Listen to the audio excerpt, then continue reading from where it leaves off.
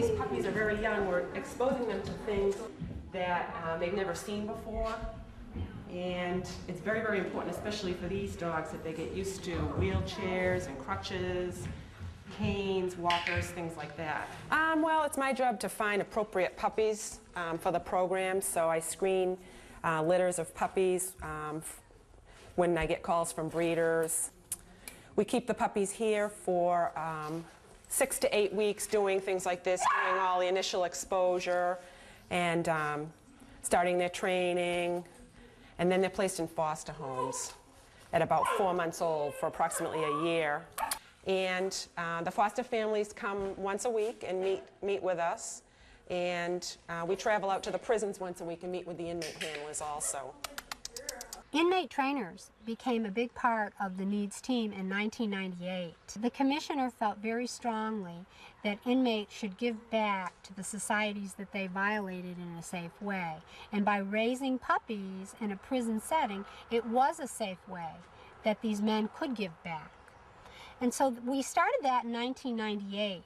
And we've graduated over 50 puppies from the Massachusetts and Connecticut Department of Corrections. And what's really neat is the statistics that have come back. First of all, these dogs go through their formal training at NEADS faster. They go through many times in half the time. So that helps us place more dogs with our long waiting list of deaf and disabled people. There is a downside to placing puppies in prison. And that downside is the socialization aspect of the whole situation. Obviously, inmates cannot get the dogs out in malls, out in restaurants, out in the real world. Some of the dogs are a little bit too laid back and need that extra socialization that only a family can give to an assistance dog. So, you know, we have to be careful of the temperaments of the dogs when we place them at that early age. Sure.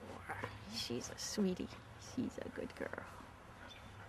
This is Candy. She's a sweetie. She left here when she was about 4 months old and went to an inmate, I'm not sure where. And she came to us about a month ago. And here again is part of the team. We don't usually meet the inmates, but she was having some difficulties in prison. Her primary problem being that she never had any time to be alone. And her living situation in prison was that there was no way that could be arranged, so she came out with us. So we're benefiting from a lot of work that her inmate did with her, and then we pick up the parts that her inmate couldn't do, which was provide alone time, and she's had a lot of practice and doing very well in that. And then, of course, she's doing a lot of work with us in the great wide world, which her inmate also couldn't do. So, after that, the client comes here for 2 weeks. Their dog, which is all trained, and at this point specifically trained to help them, is taken out of the kennel and lives on campus at NEADS in the house right with their student. They're with them 24/7. It's like a school day for the disabled or deaf person. They learn all aspects of dog care. They learn how to control their dogs in public settings. They learn how to command their dog to do the special tasks.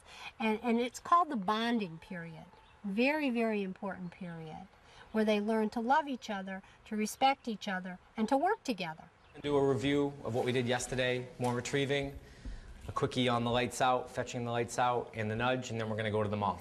All right? Are you ready? Are you ready? When we get close, you tell them. Ready? Come on. Come on. Out. Up. Up. Nudge. Nudge. Yay! Good. Good boy. Good boy. Good. All right, and we'll take that. We headed to the mall for some real on-the-job training. It really made me appreciate how difficult it can be to get around when you're in a wheelchair. All right, so let's go practice some obedience now at the mall. Yeah, we're going to go into CVS, actually. We're going to practice in the narrow aisles, all right?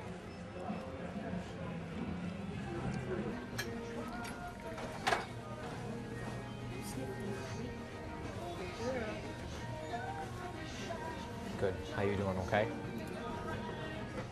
You know what, why don't you practice a couple of sits too, because this is a good place to practice it, because she can't whip out in front like that. Tell him how good he's doing. Leave it. Now, what kind of pizza does your dog like? This is a very important question. No pizza, right answer. All right. We've never had a dog before, and this is all brand new to me. And we've learned so much. A lot of different people put their time in to make it all happen, and we do our part. We do the best we can. The trainers work really hard, and they have a tremendous amount of knowledge, and there's all different kinds of people here, all kinds of different disabilities. Nobody gives any of that a second thought. Whatever, it seems like whatever anybody needs, all accommodations are met. I've really been impressed by that. A lot of understanding about what she needs, what's good for her, what needs to be done to make it all happen. That's been really nice. It definitely feels like a team. It's the team before we entered, you know, was the dogs and the trainers and the people working here. They've worked so hard to make it all happen, and now they're working to transition everything over to us. I mean, there's no way we could just come and get a dog and say, see you later. There's too much that has to be done. Does it take all of us working together to get this, all done? We've been a good team, I think. We've worked well together. A lot of people helping, right? And a nice end result. Even though the concentration at this point is on the team, meaning two, the dog and the person, there are still many, many team members working behind the stage to facilitate this coming together, to facilitate this working out. There's people that actually clean the facilities and maintain the campus so that when the person comes here, they have a nice, enjoyable stay. Many of these people come from all over the country.